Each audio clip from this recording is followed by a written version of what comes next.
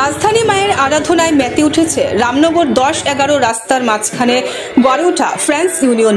গত 7 বছর ধরে শ্যামা মায়ের পুজো করছে, এবছরও তার ব্যতিক্রম হয়নি। এবারের পুজোর উদ্বোধন করেন 7 রামনগর এলাকার বিধায়ক ও মেয়র দীপক মজুমদার। সঙ্গে ছিলেন এলাকার কাউন্সিলর ও মণ্ডল সভাপতি সহ আরো অনেকেই। এই পুজো আকর্ষণীয় থিম আলোকসজ্জার বাহারে জমে পুরো জমজমাট। নানা কর্মসূচি হাতে নেয় ফ্রেন্ডস ইউনিয়নের সদস্য।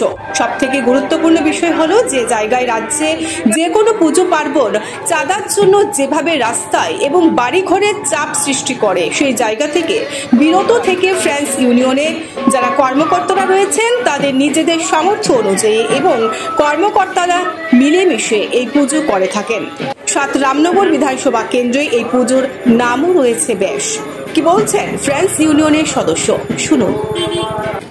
না, এটা অ্যাকচুয়ালি আমরা কোনো ক্লাবের উদ্যোগে না, এটা আমরা স্কুলের বন্ধুবান্ধব মিলে পুজোটা শুরু হয়েছিল 2017-তে। তো এই নিয়ে আমরা 9 বছর অলরেডি চলছে, তো আগামী দিনও এটা চলবে। আর বাজেট তো আমরা সেরকম না, যে যা সাধ্যমতো মাকে যা দেয় তা দিয়ে আমরা পুজোটা করি। আর বাজেট প্রায় 1,30,000-এর মতো।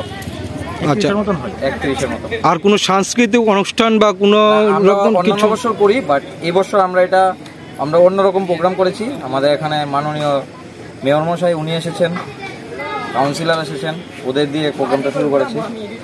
এবছর এটাই করেছি আমরা। মানে সামাজিক সেবামূলক কোনো কাজে আমরা সামাজিক সেবামূলক বলতে একটা ছোট্ট কাজ করেছি, জানি না কতটুকু করতে পেরেছি। তো আমাদের এরিয়া যতজন আছে গার্বেজের কাজ করে, যারা ময়লা আমাদের পরিবেশকে সুস্থ রাখতে, পরিষ্কার রাখতে যারা আমাদের সাহায্য করে, মানে বাড়িঘরের ময়লা আবর্জনা পরিষ্কার করে, তাদের তাদের 15-20 জনকে আমরা সামান্য পরিমাণ একটা বস্ত্র বিতরণ করেছি।